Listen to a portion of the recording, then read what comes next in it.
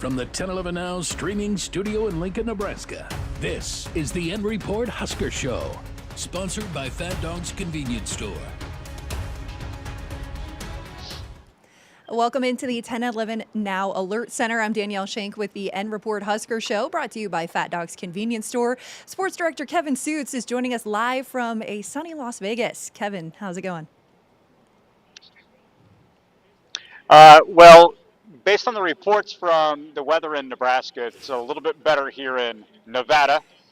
60 degrees, sun shining. Nebraska football's on the practice field. This is practice number 4 on site. We're outside Bishop Gorman High School, and the Huskers continue to prepare for the New Year's Eve bowl game against Utah. That game will be on New Year's Eve, December 31st, kicking off at 2:30 Central Time. It'll be televised nationally on ESPN. Yes, Kevin. And so we're talking all Husker football today as Nebraska is preparing for that bowl game. So, Kevin, I think one of the more surprising storylines to come out of bowl prep so far isn't even on the Nebraska side. It's Utah head coach Kyle Whittingham announcing that he was stepping down after decades with the program, only to then accept a head coaching job over at Michigan. What have been your thoughts to that news? Well, for some people that saw that this would be Kyle Whittingham's last game, the way that the announcement was worded, it didn't term it as a retirement. Whittingham, of course, coaching at Utah for more than 20 years. There was an open window for him to possibly coach somewhere else beyond his tenure with the Utes. And as we know it now, he's the new head coach of the Michigan Wolverines, who will be with Michigan, who will be playing on the same day as Nebraska and his former school, Utah. And this Utah team's 10-2. It's going to be interesting to see how the Utes approach this game with Morgan Scully, their new head coach. He worked under Whittingham. He is now the head coach. And this is his first opportunity to try to get a victory and begin his tenure as Utah's head coach with a victory. And it's going to be in a common destination for the Utes. They're making their 7th appearance in the Las Vegas Bowl. That's the most of any school that has appeared in this bowl game, which has been running for more than 30 years. It's a common destination. They were here just a couple of years ago, and they are a favored team over Nebraska. The Utes at number 15 in the most recent polls. It's the highest-rated team to play in the Las Vegas Bowl since 2011. On the Nebraska side of things, there is some concern. Of course, Nebraska's offense will look much different on New Year's Eve than it has throughout the entire season. Emmett Johnson is not going to play. He's declared for the NFL draft. TJ Lateef has nursed a hamstring injury. He has been full practice participant here in Las Vegas. He will run the show for Nebraska, but there's a number of young running backs who will get their opportunity to carry the football. And then just moments ago, within the past hour, we've learned that Nebraska's defensive leader, Deshaun Singleton, a senior, a captain, 70 tackles on the season, he is not going to play in the bowl game. This is because he had a procedure done recently. So Nebraska's defense suffers a big loss ahead of the Las Vegas Bowl. It's another example of next man up for Nebraska football here in the postseason. Yeah, absolutely. And as you mentioned, Emmett Johnson, heading to the draft. Who are some other Nebraska players in this bowl game that could have been some game changers? I mean, where does Nebraska's offensive production come from now? That's a great question. We're going to find out all together on Wednesday. There's really been no name that has emerged in terms of carrying the offensive load. I would expect a lot of rollout game from TJ Lateef. Just let him play. Try to make some plays with his legs, assuming he is fully healthy and everything that we know. I think that's going to be the case. But you can look for some of those veteran wide receivers. Dane Key, Isaiah Hunter, Ja'Cory Barney. Interesting that Mike Eckler, the special teams coordinator, said today that Ja'Cory Barney is one of his favorite players he's ever coached. Now, he gets to work with him in terms of his ability as a return specialist, but he's also been able to see him as a wide receiver. And just Ja'Cory Barney's development from a freshman to now a sophomore, his confidence has grown, and he's been one of the vocal leaders here on site in Las Vegas. And if you look at Nebraska's offense, without having Dylan Raiola, without having Emmett Johnson, Rocco Spindler is not going to play, and he's a veteran on the offensive line.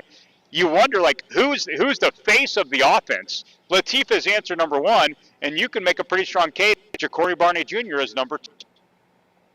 And so what is the latest on TJ Lateef and his hamstring injury, kind of given those that update, and what are the expectations for the bowl game considering that? Well, it does not sound like TJ Lateef is going to be limited in any way, assuming he continues to progress the way that he has throughout this week, with Nebraska practicing on site at Bishop Gorman High School in Las Vegas. Nebraska's coaching staff was very cautious with the true freshman quarterback when they were working out ahead of the bowl game back in Lincoln. They backed him off. They let him rest up. They let him heal. He went through treatment. And they were very cautious with the way they managed TJ, knowing that he was going to have to be the starting quarterback, the likely starting quarterback for this bowl game. But as the game has neared, they've increased his workload. He's been able to manage everything that they've placed on him so far, and he's been running the offense. If TJ has any setbacks, Jalen Gramstad, a transfer from NAIA football, who is a senior on this team, he's the next man up at the quarterback position. Yeah, and we've heard some great things about how much of a leader Gramstad can be. But over on the defensive side, this is the final game before Nebraska transitions to a new defensive coordinator. Are we seeing or expecting any schematic changes with Phil Snow calling the defense? Great question. Phil Snow was asked about that a couple of weeks ago and then asked about it again today, because Snow is one of the coaches that addressed the media here in Las Vegas. He said you're not going to notice too many major changes with Nebraska's defense. They're not trying to rewrite everything for just one game facing a talented Utah team. Instead, they're going to keep some of the philosophies and the schemes the same compared to how they were throughout the season. Phil Snow simply said that this game defensively is going to come down to the fundamentals: tackling, getting off blocks, and he's also challenging his players to be good with their eyes. He described what Utah does offensively as a lot of eye candy. They motion, they change formations, and it's a way to deceive the opponent. And he's wanting to make sure that the black shirts don't get fooled. Just stay on your keys, make the right read, and then just go make a play. Right. They had a lot of good things to say about the Utah Utes here this morning. Phil Snow and Mike Eckler, when they spoke, were waiting for other coaches here this afternoon. But Morgan Scaley, who's been the coach in waiting since July of 2024 for the Utes, and he's also spent 18 years. How does this continuity change what would normally be a major transition as the Huskers are looking to actually get a ranked win, help out that ranked win record?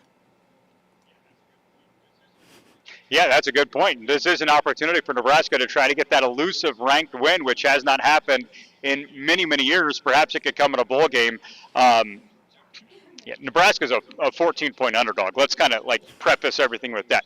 But in terms of Utah, just having some continuity, it's going to help them. They don't have those anxious moments because some other teams that are bowl games with a new coach coming in, and things can get a little bit wonky because there's some uncertainty from the players. There's also just an overload of information in terms of the new coach wants this, but the old coach did that. For Nebraska, for Utah, there's really not much of that. It's just one coach isn't there, and the other coaches are, so they're just going to task them with trying to do the same things that they've done all year. It's a really good team. They're strong up front. They have a dynamic quarterback, and they like to run the football. They're talented. Nebraska has its work cut out for it here in the Las Vegas Bowl. And Utah should be able to just kind of fall in line with what has worked for them this season and continue to do that. But this is bowl games. Sometimes they'll throw new things. Sometimes teams like to have a little fun along the way. And I wouldn't put that past Nebraska to open up the offensive playbook a little bit. Perhaps we're going to see some players in new spots, or we're going to see some plays that we haven't seen throughout the year. And if you even think back to the Pinstripe Bowl a year ago, Danielle, Donovan Jones played almost the entire game as an outstanding cornerback, and he had barely touched the field the entire year. He was one of the best defensive players for Nebraska against Boston College in New York City last year. And that's the beauty of the bowl game. You never know who's going to emerge. You never know what it's going to look like. And some of these games, they can just get wild and unexpected.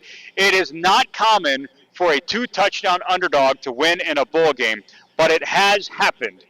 So don't get totally discouraged. And not to mention, Husker Nation is going to show out. From what we understand, 20 to 25,000 Nebraska fans may be at Allegiant Stadium on New Year's Eve and you got to assume that Utah is going to bring a strong crowd. They're looking to possibly break the bowl game's attendance record, which I believe is around 40,000. If you do the math, if Utah brings a good crowd, Nebraska has 20 to 25, they're likely going to get that mark. Allegiant Stadium, by the way, seats 65,000 fans, and so it could be fun. It could be fairly full, and we'll see if Nebraska can utilize a strong contingency of fans in Las Vegas to its advantage. Yeah, absolutely. And to hear from Coach Matt Rule and several players since arriving in Sin City, you can check out this article on our website.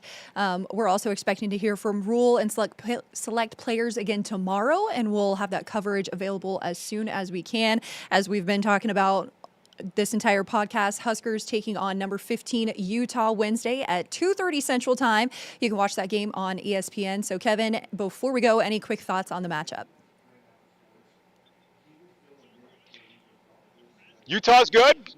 Nebraska is going to look a lot differently than it has throughout the entire season. There's a lot of curiosity, but at the end, it's a Nebraska football game. And enjoy it for what it is. Even though the Huskers are an underdog, think back prior to last year, there was 7 years of darkness where Nebraska didn't even go to a bowl game. So enjoy it, and anything can happen in the postseason. And it's been really cool to see these players enjoy all the festivities surrounding the bowl game because they didn't get those opportunities for 7 years. You think about that, they got to design their own shoes, they got to design their own hats. Matt Rule went ziplining in downtown Las Vegas. They've been out and about on Fremont Street, and it's just been a lot of fun for this team. So beyond the football, it's been a great experience, but now that the game is getting closer, you can sense that the anticipation is rising, and so is some of the intensity within the Nebraska football program.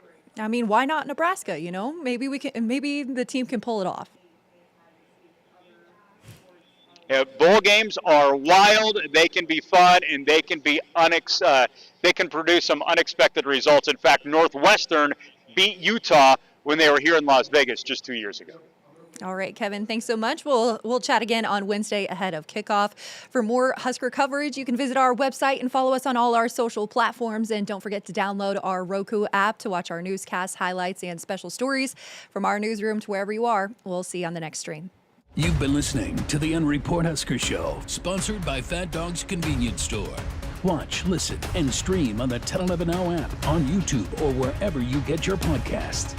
For more Husker coverage throughout the week, watch The End Report on 1011 Sports at 6 and 10 p.m. and download the 1011 Now app.